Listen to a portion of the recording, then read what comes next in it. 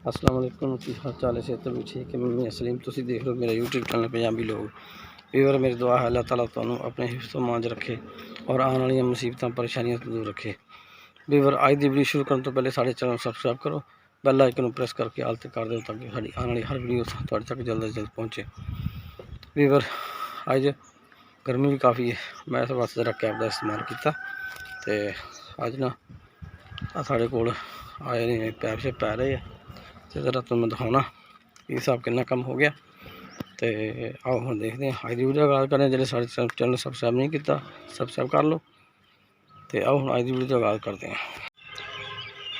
Weaver है देखो, अज खुदाई हो गई, मेन लाइन पानी की पै रही है, पैप भी आ गया। तो बस थोड़ा कम रह गया, पैप आए पे हम लगे पान, तो इन्होंने पा देने हैं बस थोड़ी देर तक पा के। तो फिर वो सामने मेन रोड को कर देना। तो उम्मीद है इंशाल्लाह जल्दी हम वाटर सप्लाई चल जाएगी। तो साढ़े ना रही हो तो अपडेट कर दे रहांगे। रिवर खुदाई जा रही है, तो काम हो रहा साड़ी ना इतने पैप पै गया, इस तो पिछे पिछे पैप पै गया 6 इंच का।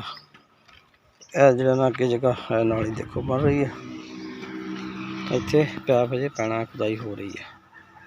ये अज इंशाल्लाह मुकम्मल कर देंगे उम्मीद है।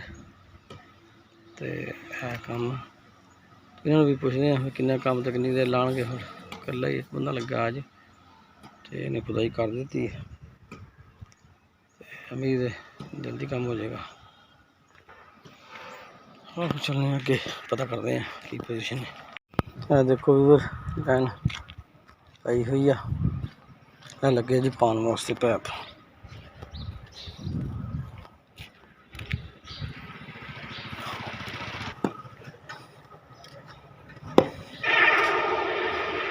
अच्छा, आज पा जो गया फिर है गुड। तो बस थोड़ा ही काम रह गया इधरों है, अगले मुकम्मल हो गया सारे। इस तो अगे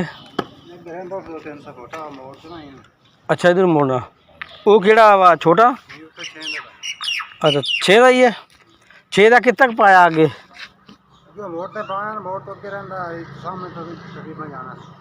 अच्छा सामने ट्रांसफार्मर तक। अच्छा वो तो 6 का जाएगा, बाकी जो 3 अगे 4 का 3 का। अच्छा अच्छा चलो भाई मुकम्मल हो जाएगा इंशाल्लाह। व्यूअर सो पिछे पहले मुकम्मल हो चुका सी, हुण मुकम्मल किया। देखो पैप पै गया, ये हुण रोड तक मुकम्मल हो गया। ठीक है जी। तो हुण इंशाल्लाह पिछे कनैक्शन देंगे, तो पानी इंशाल्लाह वाटर पर चल पेगा। तो हुण जनाब अज की वीडियो का एंड करते हैं। तो जनाब जिन्होंने साढ़े चैनल सबसक्राइब नहीं किया अजे तक, साढ़े चैनल सबसक्राइब कर लो, बैल आइकन प्रेस करके आल कर दो ताकि साड़ी आने वाली हर वीडियो तुहाडे तक आसानी नाल पहुँच सके। बहुत शुक्रिया, अल्लाह हाफिज़।